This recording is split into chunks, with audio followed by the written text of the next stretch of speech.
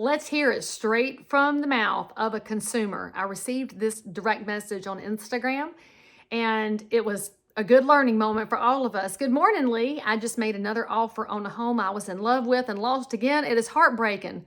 I feel you, sister. I mean, honestly, every time a buyer loses in multiple offers, it's like a little piece of them dies inside because you can't help but start imagining your whole life in that property.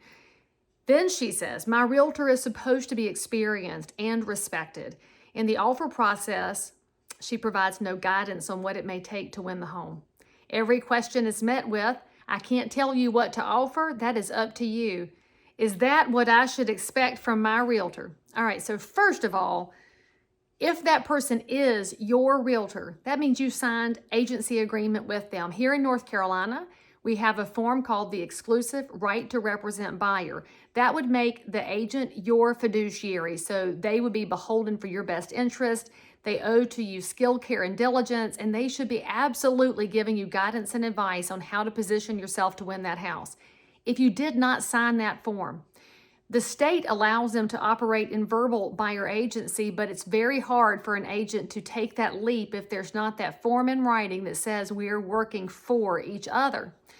So that's the first question I have. Now, if you signed that form and that agent is your actual fiduciary buyer agent by state law, she should absolutely be giving you some counsel as to how to win that house.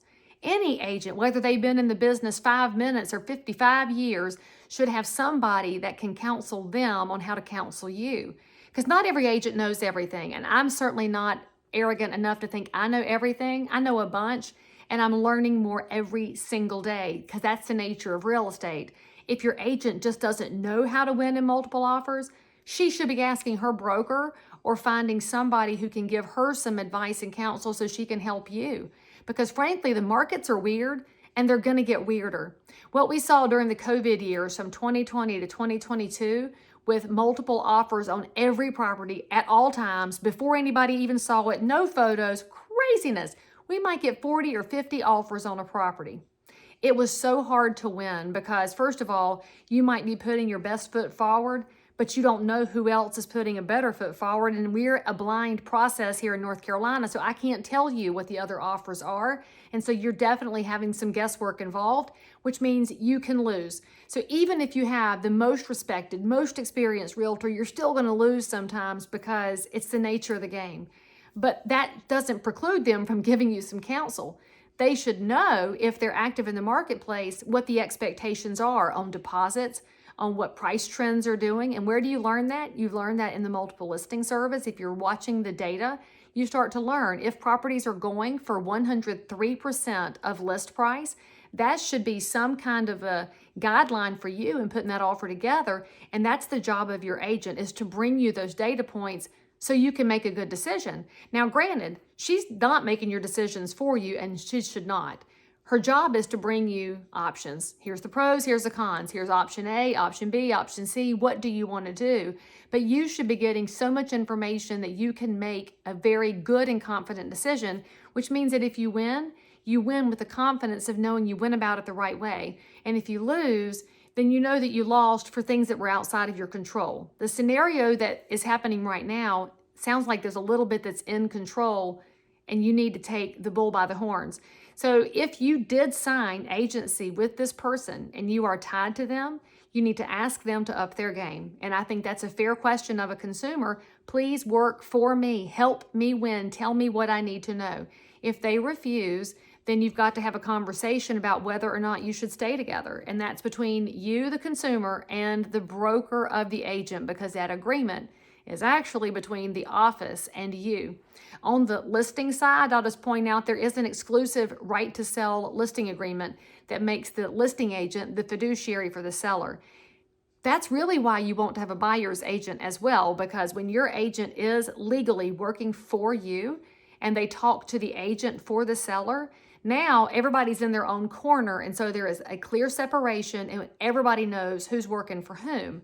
If your agent is not your agent, then she is technically possibly still representing the seller, which means that the seller has two people in their corner and you don't have anybody.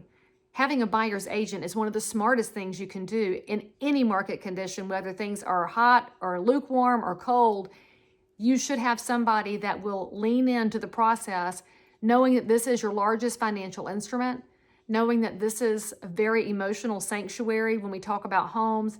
Even businesses can be emotional because a lot of business owners have put blood, sweat, and tears into building it up, and to buy a location for it is just as emotional as a house. Your agent should honor that and also work really hard to protect the investment and to protect your best interest in the process. I hope that your agent will take her game up 5 notches and be as respected and experienced as you believe she actually is, because that's good for her and it's good for the market. And this is also why, friends, if you've watched all of this and you happen to be a consumer type person, we have almost 1.6 million realtors in the country. That means those are members of the trade association. They are agreeing to be bound by our Realtor Code of Ethics. So there are lots of options out there. There's a different business model for everybody. There's different personality styles for everybody. And you probably have a great selection right in your zip code. But if you need help figuring out who might match you, let me know and I'll be glad to help. I know realtors everywhere. And if you're a realtor watching this, please, please, please let your clients know that you are delighted to be their absolute advocate and resource. And that's why we work in the roles that we work in, because we do it for the good outcome of somebody else, so that this lady who is experiencing heartbreak, we can reduce some of that.